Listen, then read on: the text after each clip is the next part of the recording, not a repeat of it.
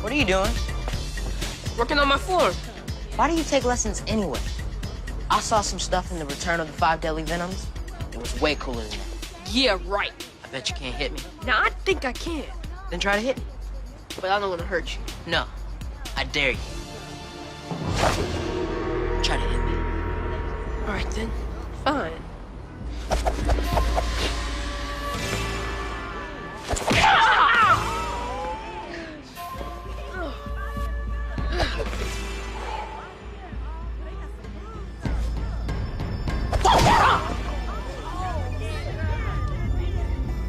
I was just getting warmed up.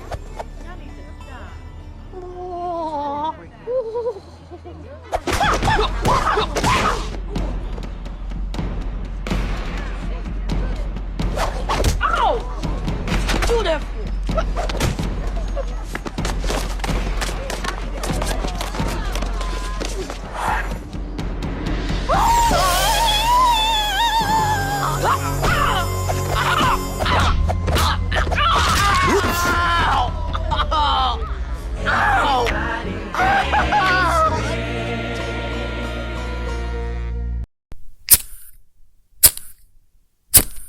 Comedy is often more than just entertainment. It's a lens through which we view the world, a way to make sense of our experiences. Everybody Hates Chris isn't just a sitcom. It's a powerful cultural artifact that captures the struggles, humor, and resilience of growing up black in America. From Chris Rock's masterful storytelling to the show's deep social commentary, Everybody Hates Chris remains one of the most meaningful and relevant sitcoms ever created. Today, we're diving into how this series made an indelible mark on pop culture and why it continues to resonate with audiences. At the heart of Everybody Hates Chris is Chris Rock's signature comedic storytelling. Rock, known for his sharp wit and fearless observations, brings his personal experiences to life with humor and authenticity. His narration in the show isn't just a recap of events, it's an ongoing dialogue that provides insight, adds layers of irony, and bridges the gap between the past and present. Rock's ability to mix comedy with difficult truths is what makes the show so compelling. He uses humor to soften the edges of painful experiences, whether it's dealing with racism, bullying, or financial struggles. But beneath the laughs, the core of his story remains deeply personal and raw. This balance between comedy and reality is what sets Everybody Hates Chris apart from other sitcoms. Minimum wage. There was a time when the maximum wage for black folks was $0. But now, the government requires that you pay me $3.35 an hour. Or work for the government. Look, Chris, I like having you around, and you do a good job. But I just can't spare the money. It's only 35 cents more an hour. 35 cents an hour. That's $28 a month. That's 3 cartons of milk a day. That's 2 boxes of Mike and Ike an hour. That's no. That's when I realized I'd found the one person cheaper than my father. I thought about picketing, but I was afraid this would happen.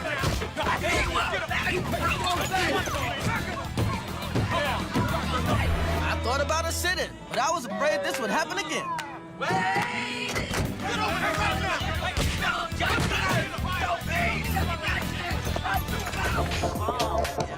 Even though I was the oldest, I never felt like Drew's big brother. I'll take him. People expect a big brother to be better at everything. Dominique Wilkins was a human highlight film, and Gerald Wilkins watched a lot of film. Bill Clinton was the president of the United States, but Roger Clinton needed a presidential partner. But with me and Drew, it seemed like no matter what we did, he always came out on top. I'll take Drew. He was better at sports. He was better with girls. Hi, Drew. Hi, Drew. Hi, Chris. She's kind of cute. He looked older. 2 for Scarface. You can go, but your little brother's gonna have to see something else. But I'm older than him. You wanna see a movie or don't you? I actually went to see Mr. Mom that day. It was pretty good. But worst of all, he was a better big brother than me. I'm gonna get my big brother on you. Chris, go get Drew. What makes Everybody Hates Chris so powerful is its ability to tell a specific personal story while also representing a larger universal experience. The struggles Chris faces, poverty, racial discrimination, family expectations, are things that many people, especially Black Americans, have experienced in some form. Yet the show presents these themes in a way that is relatable to everyone. One of the most notable aspects of the show is its depiction of a hardworking Black family. The Rocks aren't a stereotype, they are complex, loving, and striving for better opportunities despite the odds. Chris's father, Julius, represents the relentless work ethic that many Black fathers embodied, working multiple jobs to provide for his family. His mother, Rochelle, is the strong, no-nonsense matriarch who refuses to let her children settle for less. Hey, Ma. Hey, Dad. Chris, where you been? You were supposed to be back an hour ago. I was out selling crack. Not all my early attempts at comedy were a success. Just kidding. I was out looking for work. I found a job working at Who's Who Name. Who's on first? I like Wax on second. What happened to Docs? He refused to pay me minimum wage, so I found a job that would. Minimum wage. I paid a man to let me work my first job. The kid's got it good. It's about the principle, Dad, not the money. I work hard, and if the man says I should get paid $3.35, then he should pay me. Well, good luck with that. You get free Chinese food? Yeah, all the rice I want. I like those principles. Good. Daddy, I wanted to ask you something. Yes, baby? Can I get a job? This may have been the happiest moment of my father's life. My baby wants a job! Get off of my car, fool! I don't see why not. I don't know, baby. You're only 12. You're a little too young to be working. But Chris had a job when he was 12. I had a job when I was 2. Well, go do your homework and we'll talk about it in the morning.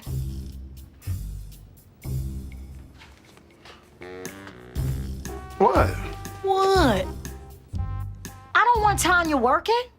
She's still a little girl. This will be good for her. She'll be learning responsibility, and plus she'll be making a little money. What he really meant was...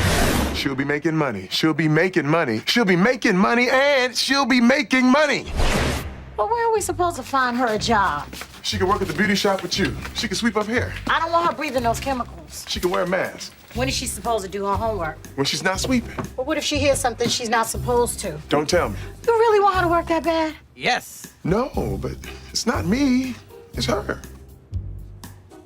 Fine. Sweep up those crumbs. Tanya wants to work, let her do it.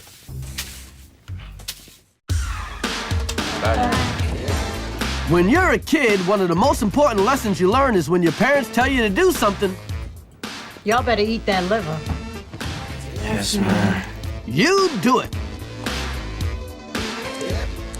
No matter what you think. Boy, get your feet off my good chair.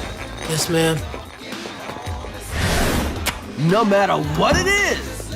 Girl, are you crazy? If you want to cook your brother, do it outside. Yes, ma'am.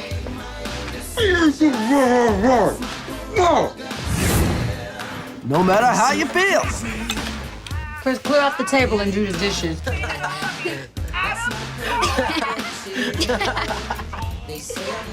No.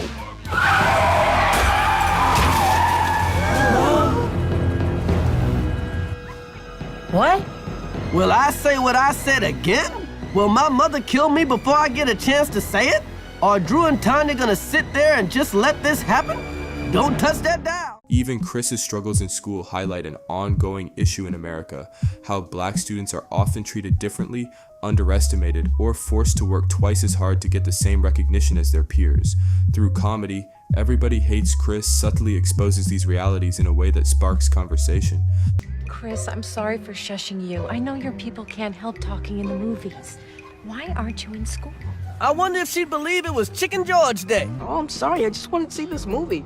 I didn't think missing one day of school would hurt. Chris, I know you must be a big Ernie Hudson fan. That was his too. But do you think Ernie Hudson cut school to go see Gary Coleman movies while he was growing up? Gary Coleman made a movie? You did horribly on your test. But that on your record, it could seriously harm your chances of going to college. Even if you get a basketball scholarship. Is she crazy? There's no grades they won't take if you can play basketball. I thought that test didn't count. Chris, everything counts. You should know that. I would expect Greg to get suckered in by someone saying that, but with all your street smarts, you should know better than that. I'm sure with all the careers available in hair care companies and dance show hosting, it's hard to decide. But you're gonna have to apply yourself, even for that. Hair care companies and dance show hosting? Class, we have a new student with us. Say hello to Albert. Hi, Albert. Chris, you must be so happy. You must feel just like Jackie Robinson when Larry Doby arrived. More like Robert Parrish when Dennis Johnson showed up. Who's Larry Doby? He was the second black man in baseball. But he was taller than Jackie and more strapping. His strong shoulders and Nubian profile. His Cleveland Indians uniform complemented by the rich caramel color of his skin. And the way he swung his bat. Forget jungle fever. She's having a jungle seizure. Miss Morello, are you okay? Yes. Anyway, after years of being alone and ostracized, you now have a soul brother. Somebody to talk jive with and to shoot dice with, to talk about being raised by a deer with. Just seeing the two of you together would make your leaders like Dr. King and Uncle Remus proud. Gregory, you've got such a bright future ahead of you. And Chris, and your family, this must be like getting a PhD. Have you thought about what high school you're going to yet? Oh, well, I want to go to the Bronx Academy of Science with Greg. Now, Chris, you've graduated from junior high, but let's not get uppity. I'm about too low to get uppity. The Bronx Academy is for the exemplary students. Maybe you should think about something more realistic. She means a school with metal detectors. You help me get in. Can't you help him? Chris, let's not forget you flunked math last year. Yeah, but I passed everything this year. Oh, that's right. Maybe I can have you apply under the minority curve. What's that? J-Lo's butt. It's an affirmative action plan. The plan being, if we let one in, maybe they'll leave us alone. Well, what do I have to do? Well, first, you have to be black. Check. And then you have to take the admittance exam, and if you pass, they'll pay for you to go. It's a full scholarship. I'll do whatever it takes. All right, then. I'll help you out. Oh, this is great. Thanks. Now, give me some skin. I've always wanted to do that. Run before she makes you tap dance. Chris, Yes? you pass. Oh, man, this is great. Oh, you made it to the Bronx Academy. Well, hold on a minute. Hold on a minute. What do you mean, hold on a minute? I passed, didn't I? Yes, but that only qualifies you for the home interview. And assuming your mother is sober for that and it goes off okay, then you'll be eligible for the financial review. What's next, a drug test? Then, of course, there's the drug test. This is pretty much a formality. I have a few questions. No, no problem. We have nothing to hide. How long have you been addicted to heroin? I'm sorry. Well, I understand you've struggled with drugs and alcohol most of your adult life. You must have her confused with Lindsay Lohan. No. You must have me mistaken for somebody else. That's ridiculous. I can see it's a sore subject. Let me move on. You have 3 children, right? Yes. Can I have their fathers' names? Their fathers? No. They have one father. Do you know his name? Where are you getting this information? I'll tell you where he's getting it. Unfortunately, I think Chris is a crack baby. The mother's a little delusional. Her brain is addled by years of drug abuse and cheap wine spodioti. She's actually convinced herself that she has a husband who works 2 jobs and that they own a house in the ghetto. You can't believe a word she says. What year did the American Revolution begin? Greg. 1942. Greg, what's wrong with you? You're usually so alert. It's because he's staying at my house for the week. Oh my God, he's drunk? Did he have a 40 for breakfast? I'm not drunk. I'm just not used to getting up so early. Don't be ashamed. Chris's people have a history of being up when the rooster crows to go to work in the fields. Who could expect you to keep up? Go back to sleep. She was dynamis in a dress. When Everybody Hates Chris premiered in 2005, it quickly became a cultural touchstone. At a time when most black-led sitcoms focused on upper-middle-class families, The Cosby Show, My Wife and Kids, Everybody Hates Chris stood out by telling a different kind of story, one rooted in working class struggles and raw authenticity.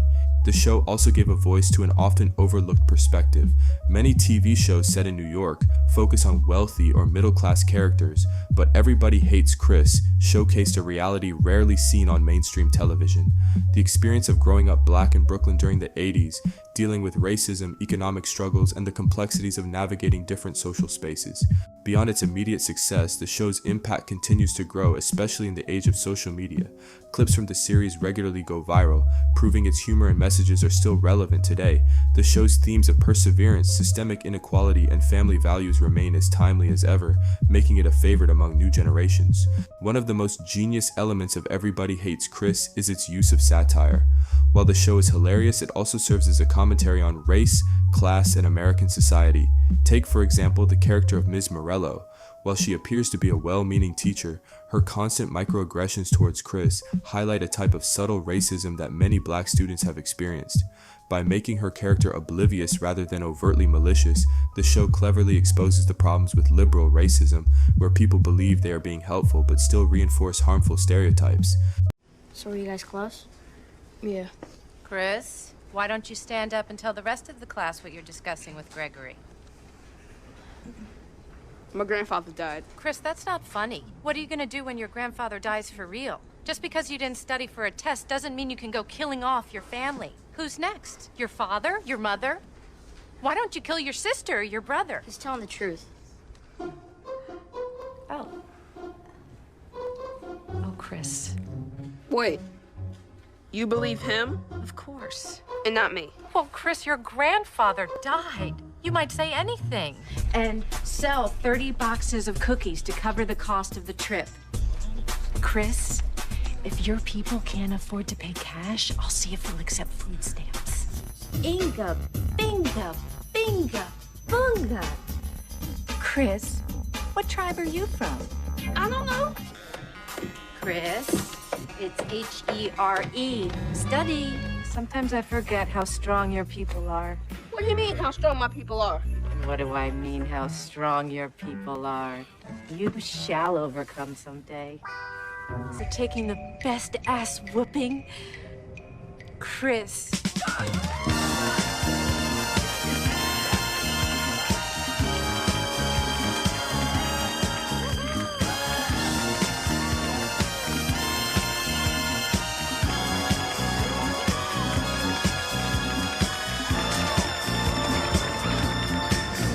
Class, I just want to let you know that I won't be here tomorrow because I have a funeral to attend.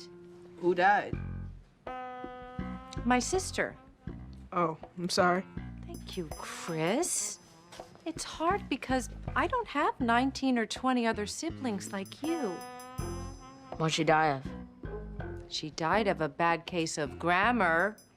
Watch those prepositions. So I'm sorry for shushing you. I know your people can't help talking in the movies. Chris, I know you must be a big Ernie Hudson fan. That was his too. But do you think Ernie Hudson cut school to go see Gary Coleman movies while he was growing up? Gary Coleman made a movie? Greg, you can see a white man in a movie anytime. Sorry. Come on, Greg, let's go. Chris, wait. Stay. I'd like all book reports to be on books that were made into movies. Are you high? I'm asking, not judging. No. Just for curiosity's sake, what else did you promise? No more detention. Chris, how are you going to know how to act when you get stopped by the police if we don't give you detention? Let me explain something to you, Chris. The office of class president is titular. Whatchular? Titular, Chris. It means you don't have any power, just a title. The first thing I should have done as president was change the meaning of titular. Well, you're saying that even though I'm class president, I can't change anything around here? Exactly. Can I at least get french fries at lunch? I always thought you'd be more the sweet potato type. The point is, Chris, the students run the student government and they can do what they want. And I can't do anything. That's not true. Maybe you can talk them into letting you stay in office. That's a good idea. Give another one of those speeches. But if I can make a suggestion, maybe this time you should try rhyming. I never feared speaking in public until I had to speak in public. No problem, Miss Morella. Okay. No problem. You ever written a speech before? I haven't. Oh, by the way, are you going to need an organ player? Why would I need an organ player? Well, you know, in case you catch the Holy Ghost. No, I think I'll be okay. Tambourine? I'm fine. Good luck.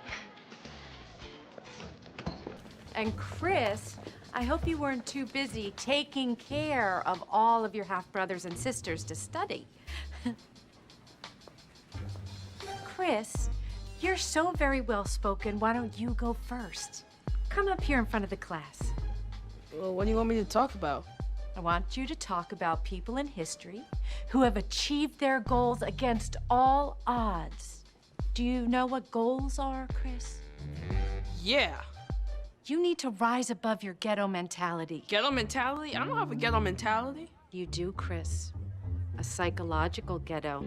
You won't get supporters because you don't get out of your comfort zone. I'm sure all your athlete and dancer friends have signed on, but what now? You need to reach out, broaden your appeal. And how am I supposed to do that? I don't know, but I'm confident you'll figure it out. And remember, Chris, up with hope, down with dope. Bless you. Oh, poor Chris. Winters can be so tough when you can't afford heat. I've got heat.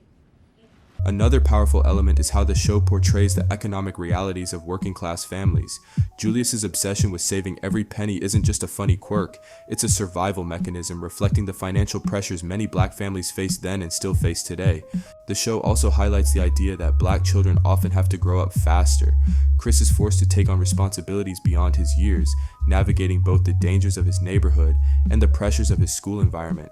Through comedy, Everybody Hates Chris tells a deeper truth about racial and economic struggles in America.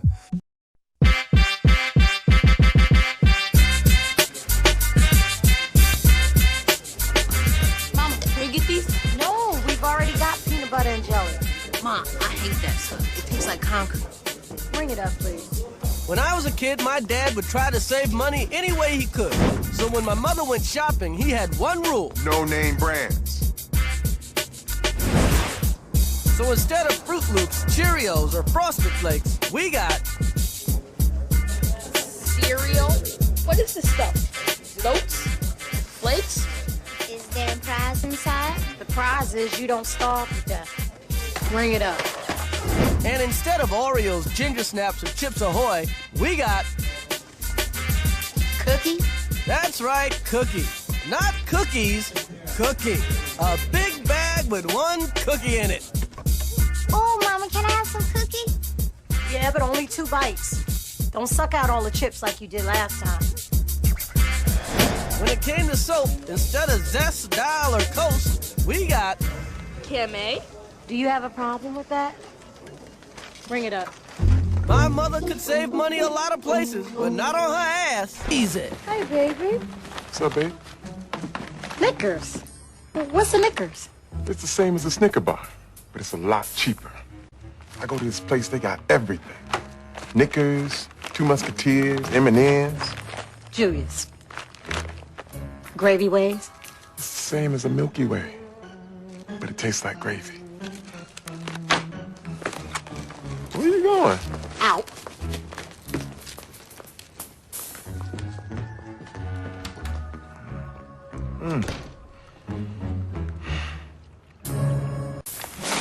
What's all that?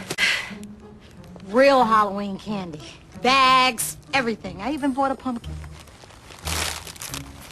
That's almost $23 worth of stuff. Rochelle.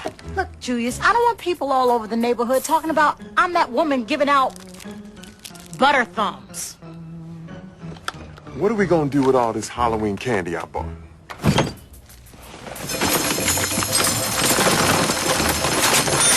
That's almost $2 worth of candy in the garbage. Even years after it ended, Everybody Hates Chris remains one of the most beloved sitcoms of all time.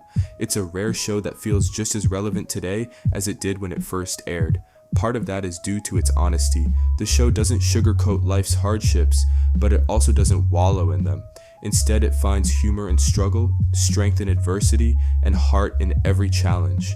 That's what makes it so universal. No matter who you are or where you come from, you can see a part of yourself in Chris's journey. Another reason for its continued impact is its rewatchability. Thanks to streaming services and viral internet clips, new audiences are discovering Everybody Hates Chris for the first time. And with each viewing, the show's messages about race, class, and family hit just as hard as they did nearly 2 decades ago. At its core, Everybody Hates Chris is more than just a funny sitcom. It's a deeply meaningful portrayal of family, race, and resilience.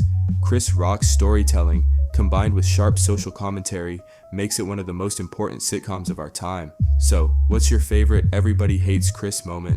Let me know in the comments, and if you enjoyed this video, don't forget to like and subscribe for more, and I'll catch you on the next one. Peace.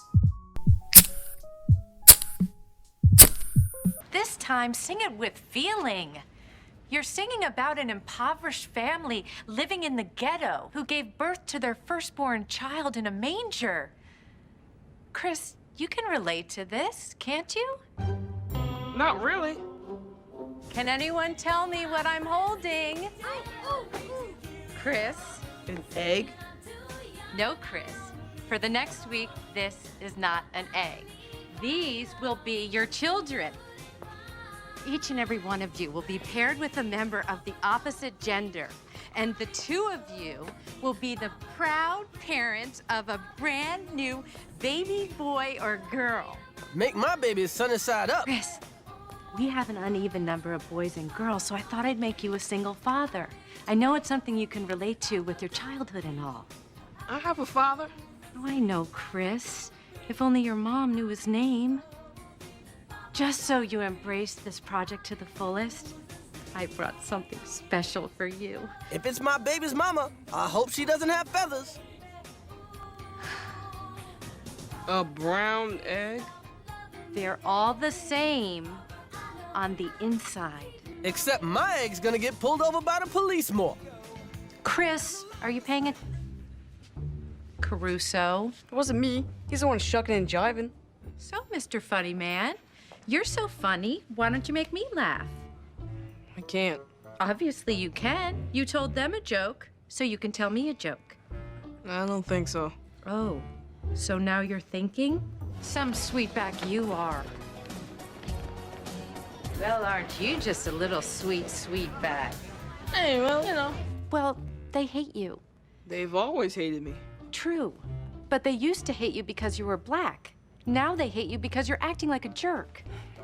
I know how aggressive the downtrodden can get when they get a little taste of power. But Chris, you're just a hall monitor. Calm down.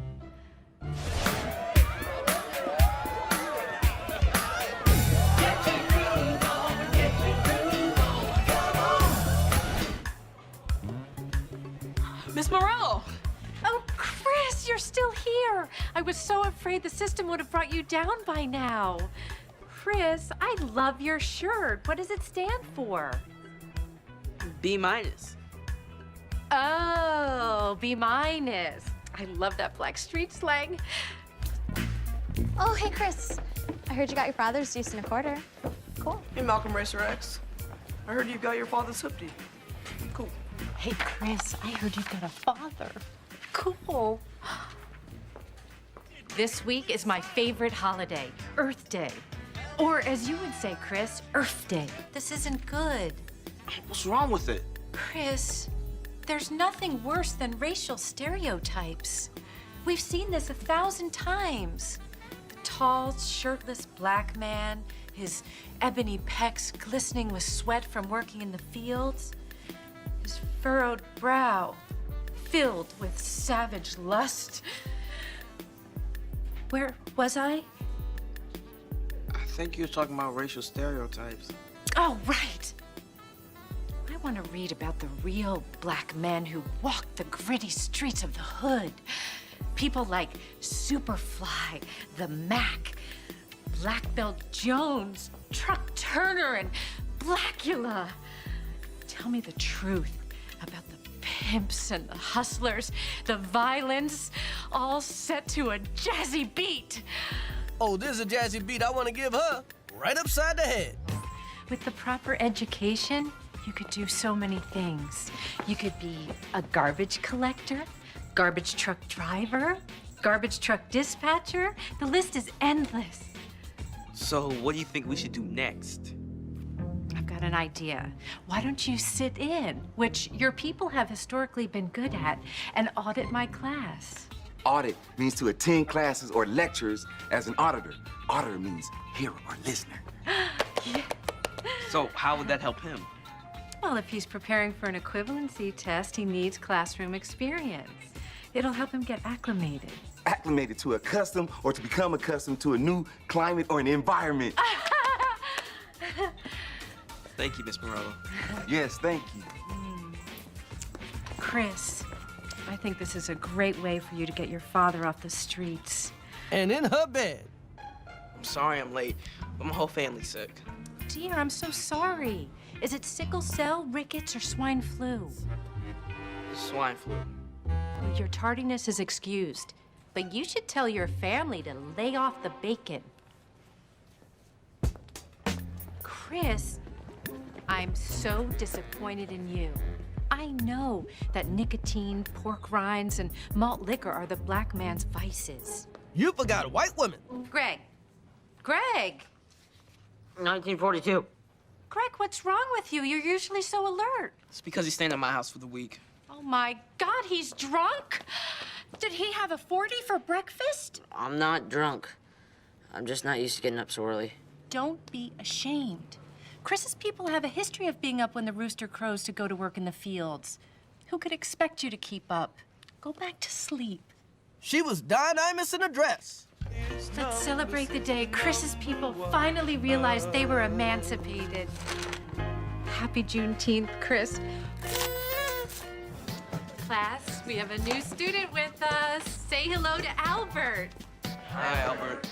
Chris, you must be so happy. You must feel just like Jackie Robinson when Larry Doby arrived. Who's Larry Doby? He was the second black man in baseball. But he was taller than Jackie and more strapping. His strong shoulders and Nubian profile. His Cleveland Indians uniform complemented by the rich caramel color of his skin. And the way he swung his bat. Miss Morello, are you okay? Yes.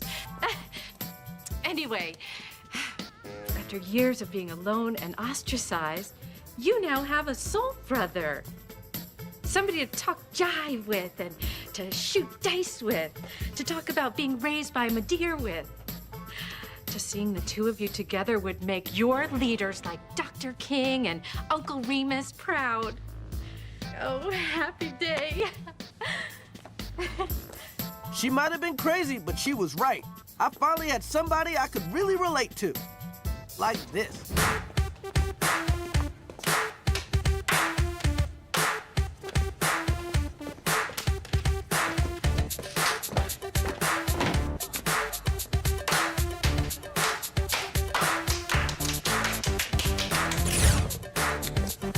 Cool or not, we were two of a kind. Okay, now this is an easy one.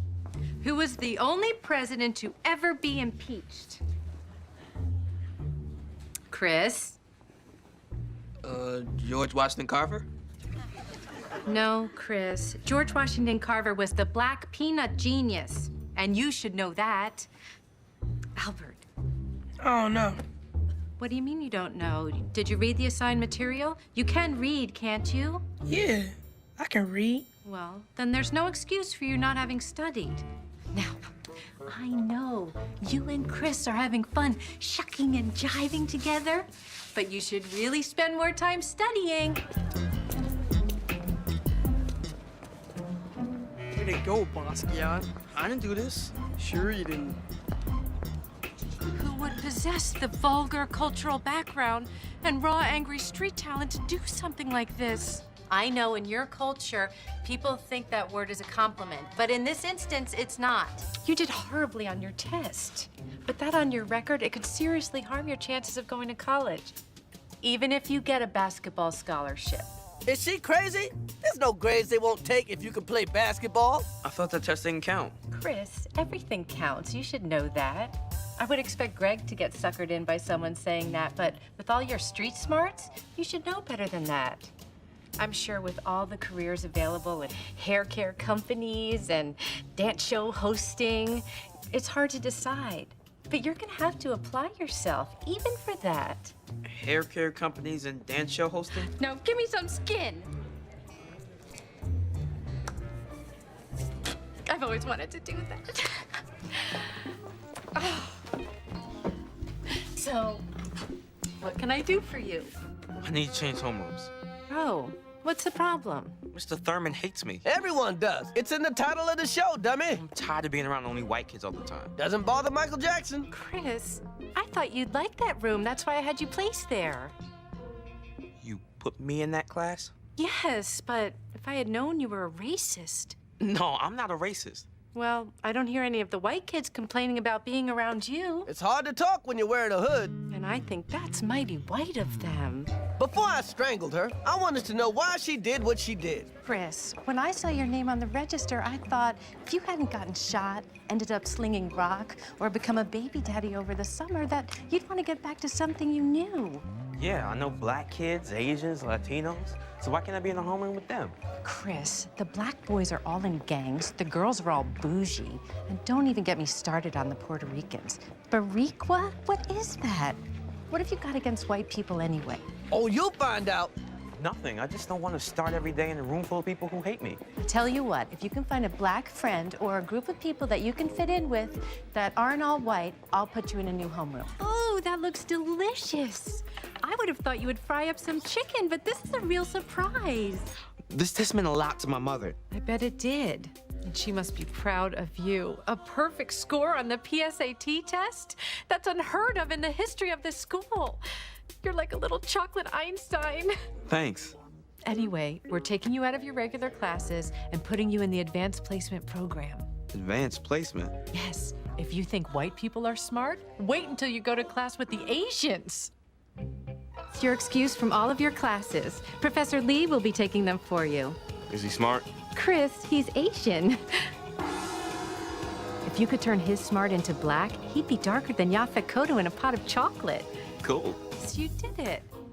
I thought you had about as much chance of working with the football team as Boy George does of joining Quiet Riot, but you did it. So? You will not be promoted. You will have to repeat the 10th grade. Say what? Say word. Oh, there's a word I want to say, all right. It's called post-traumatic stress syndrome. But being from the ghetto, it never occurred to me that your stress would ever end. Rules is rules. What did you say? It's okay, Ma. She does that. I'll explain it later. Look, could I appeal to a higher authority and have Chris promoted, like we did when the vice superintendent's daughter got pregnant and missed the entire 10th grade? Yes. But you don't really want your son being coddled and helped through life and all of its obstacles like some rich little white girl, do you? Say yes, say yes! No. Well, I guess you're right. I am. You may not realize this now, Chris, but making you repeat the 10th grade is the biggest favor I'm ever going to do for you. You could audition for the drama club. You can get a letter from being an actor. Sure. I bet you'd be a natural, like Jim Kelly, Jim Brown, Blackula, O.J. Simpson. Your people have a natural facility for deception. Why not use it to your advantage? 'Cause I'm too busy robbing people, dealing drugs, and making babies? It's people like you, Chris, that make the ghetto a better place to live. Janice doesn't have a date for the dance, and since all the other black men are taken... By white women. I thought you two might go together. Well, anyway, I'll let Chris lay his rap on you. Peace. I'm Audi 5000. Misunderstood. Everybody thinks he's up to no good. Whenever he's around, things go wrong. The kid sticks out like a sore thumb. He thinks he's funny, but he sends people running. Even his family knows that he won't grow. The middle child growing up Brooklyn style. Things get complicated.